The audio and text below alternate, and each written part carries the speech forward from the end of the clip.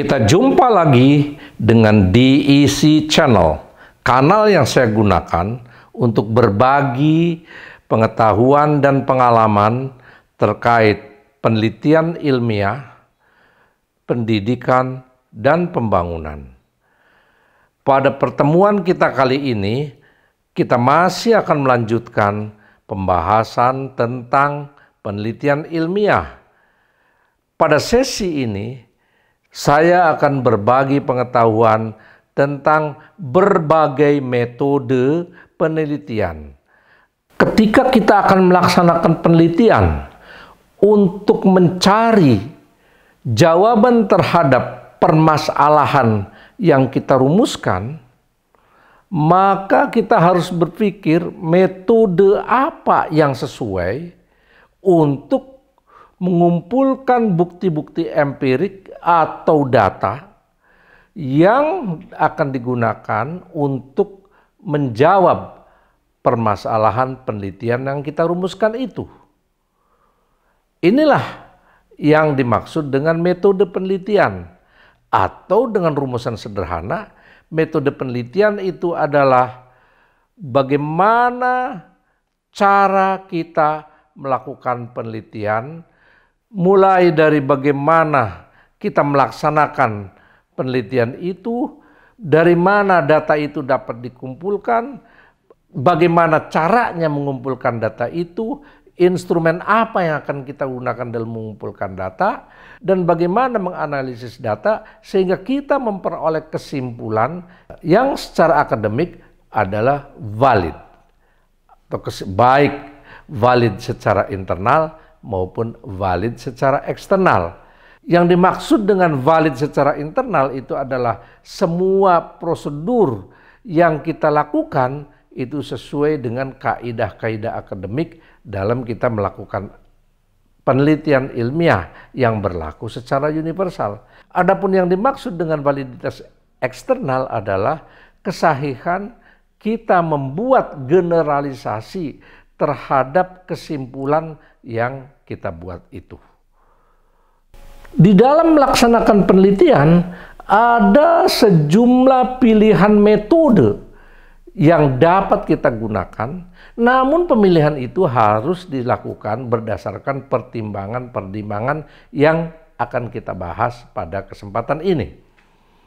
Yang pertama adalah apa paradigma yang akan kita gunakan di dalam melakukan penelitian itu. Sebagaimana telah kita bahas pada sesi sebelumnya, bahwa ada 4 paradigma penelitian yang dapat kita gunakan sebagai bingkai kerja konseptual di dalam kita melakukan penelitian.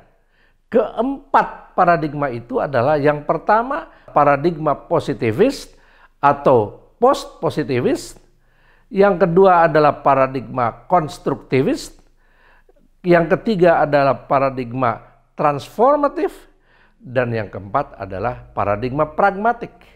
Jadi ada 4 paradigma itu yang menghimpun sejumlah metode penelitian yang setiap metode itu bisa kita pilih sesuai dengan masalah apa yang akan kita cari jawabannya melalui penelitian.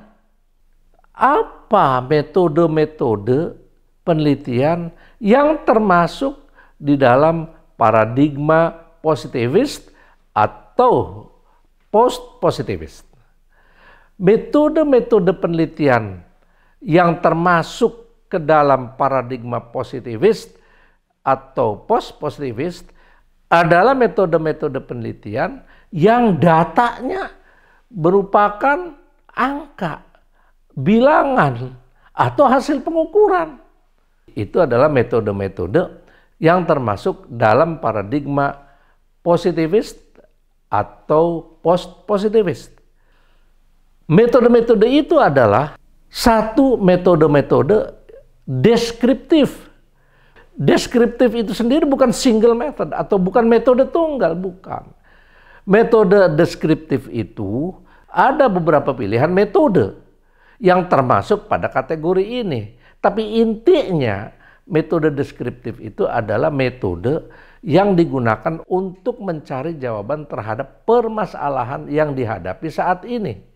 Di dalam melaksanakan penelitian deskriptif ini ada sejumlah metode pilihan tergantung kepentingan kita, yaitu metode survei, yang kedua metode korelasional, yang ketiga metode kausal, yang keempat metode kecenderungan, yang kelima metode ex post facto.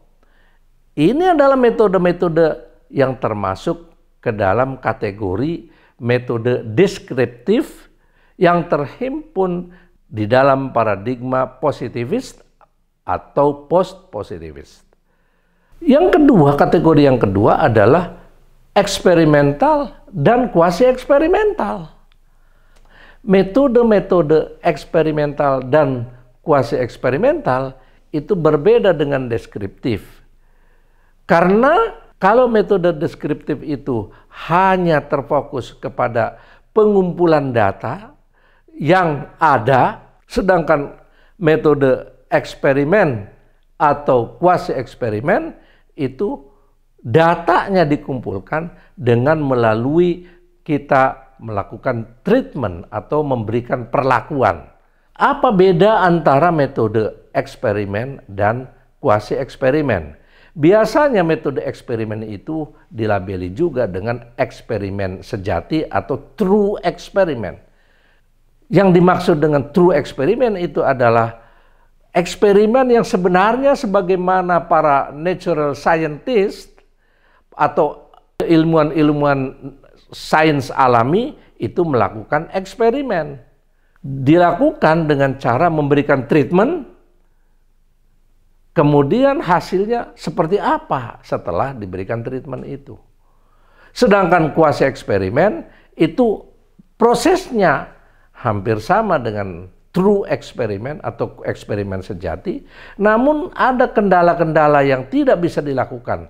Oleh karena itu kuasi eksperimen hanya berlaku untuk penelitian-penelitian dalam bidang sosial, perilaku, termasuk di dalamnya pendidikan. Jadi tidak ada penelitian dalam bidang natural sciences itu kuasi eksperimen. Yang ketiga adalah penelitian multivariate atau multivariate research. Penelitian ini sesungguhnya merupakan penelitian deskriptif. Namun analisisnya itu sangat complicated atau sangat rumit. Terutama untuk menganalisis hubungan berbagai variabel yang sangat kompleks. Adapun paradigma konstruktivis itu berbeda dari positivis atau post-positivis dalam hal bentuk datanya. Penelitian dalam paradigma konstruktivis itu menggunakan data lunak atau soft data. Sedangkan data yang digunakan dalam melakukan penelitian yang metodenya termasuk ke dalam paradigma positivis atau post-positivis itu adalah data keras atau hard data. Di mana letak perbedaan antara hard data dan soft data? Hard data itu adalah data yang berbentuk angka, bilangan, hasil pengukuran. Sedangkan soft data itu data yang berbentuk kalimat. Metode penelitian yang digunakan adalah metode penelitian kualitatif. Ada beberapa ragam penelitian kualitatif itu sendiri, yaitu yang pertama adalah metode penelitian etnografis, yang kedua adalah metode penelitian fenomenologis, yang ketiga adalah metode penelitian studi kasus.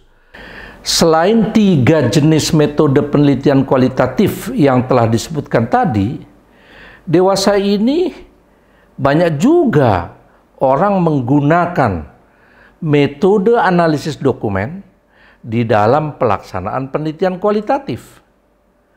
Meskipun perlu diketahui bahwa metode analisis dokumen sebenarnya bukan metode baru, tetapi sudah lama metode ini digunakan, terutama di dalam penelitian sejarah.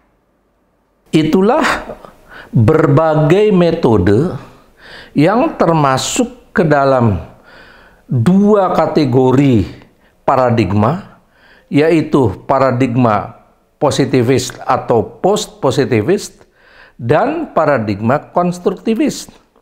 Pada sesi berikutnya, kita akan membahas tentang metode-metode penelitian yang termasuk ke dalam paradigma transformatif dan metode-metode penelitian yang termasuk ke dalam paradigma pragmatik.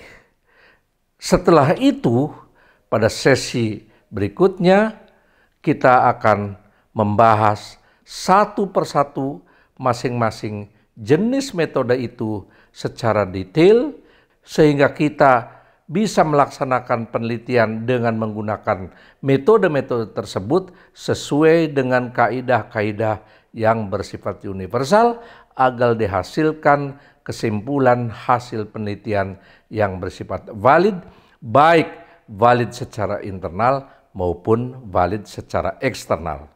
Demikian, mudah-mudahan bermanfaat bagi kita semua. Terima kasih.